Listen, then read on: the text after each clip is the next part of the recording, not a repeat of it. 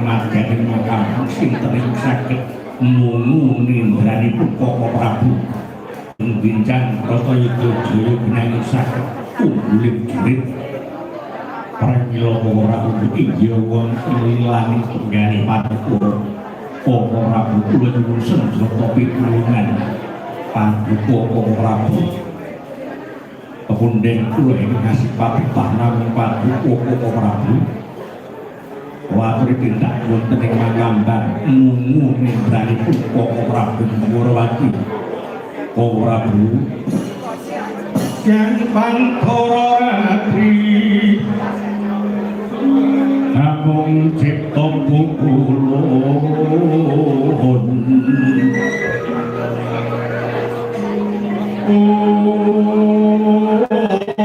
tanoyan